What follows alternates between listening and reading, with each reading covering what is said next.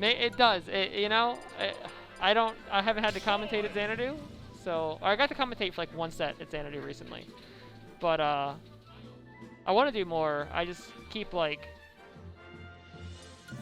by the time I get knocked out of bracket, there's like already people on commentary. It's too late.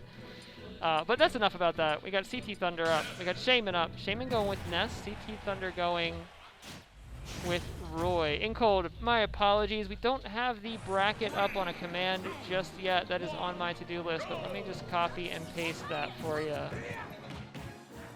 Oh, Lugia's got you covered. All right, game one. Shaymin versus CT Thunder. We saw a similar matchup.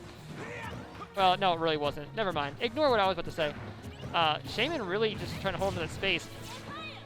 Magnet able to get in, get a nice extra couple of percentage there. But Shaymin really being careful to not overextend in this advantage state, because the last thing you want to do is hit too many buttons, try to extend your combo a little bit too far, and just get retaliated on and get set right back into disadvantage against a character who can blow you up as quickly as Roy. And the juggle game that Roy can put out against a character like Ness is ridiculous. Once you're stuck in that juggle, you might be there for life. Ooh, that shield got so small, but held onto it regardless. Got the back throw, and now CT having a really hard time recovering through these Ness aerials. Character known for just being an absolute wall off stage when played correctly. Stock 2 though, CT Thunder able to get that grab, a couple of hits there, but Shaymin just hold on to that shield. And that shield is getting smaller and smaller. But you know that as long as it doesn't break and you don't get... Actually, just as long as it doesn't break, you're safe. You're not dying to anything. The grab is an inconvenience, but it won't kill you. PK Fire off stage. Finds a second one coming back too. That bought so much stage space back for Shaymin to play with.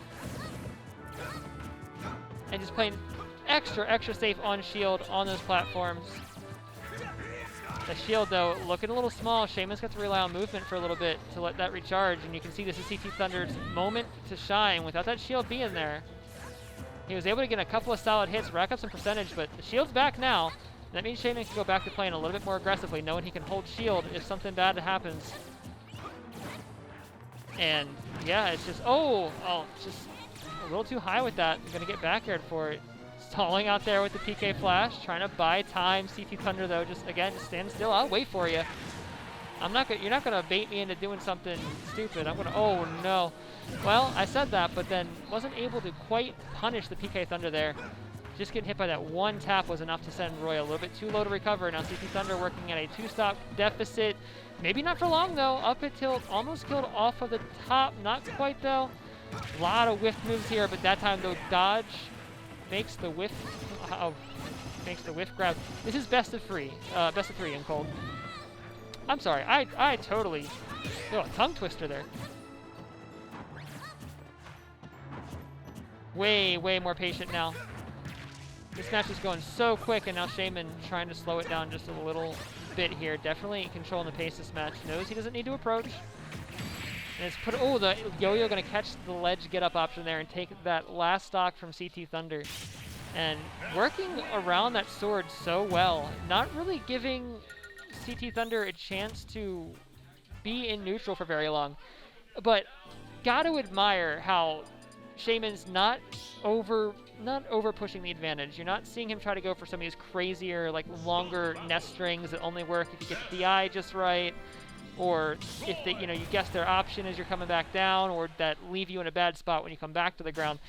Happy to get just 20 to 30% off of an interaction, if that, and then just fade back out, confident in that neutral game, confident that he can win that neutral game, and bring it back. What on earth? What just, hold on. There we go, apologies.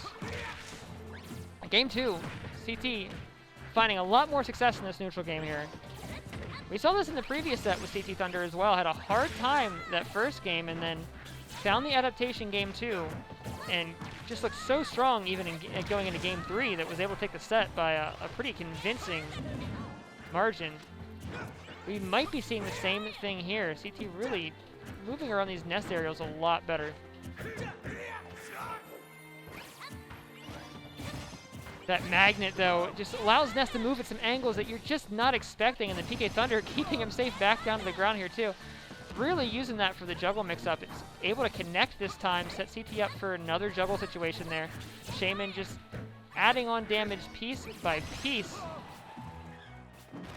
117% here, and percentages are equalized. Catches the jump with full hop up air, doesn't quite kill, but man, CT just unable to find a way back to the ground. Forward air falling down, going to catch the recovery, and Shaymin finds themselves a stock advantage here. Just hold shield. I don't even blame him. At that point, you're like, go ahead, grab me. Take your 10%. I don't need it. I just don't want to die. Down smash covering the ledge so well. Going for the spike, too. Shaymin really, really going for it. Able to recover, too. No ledge trap this time. Up air. Oh, he went for the PK Thunder mix-up, but that is going to get him. Oh, no. Whiff got crossed up on the recovery with the Blade Dance. That's a crucial whiff for CT. That stock needed to happen, but it still has the ledge. There's still absolutely time to take the stock. The soft spot not quite going to do it, though. Needs to find a big hit. That's another soft spot. It is keeping Shaymin out on the ledge, but it's just not going to stock him. The whiff back air gives Shaymin a chance to back into the driver's seat here and has that ledge. Oh. There's been a couple of times here where it seems like CT maybe just getting nailed on not holding shield for quite long enough. Just throws the side B out right after the down tilt, is able to poke right through that shield and take that stock. At 110%, you know, better now than never, but back throw is not quite going to kill.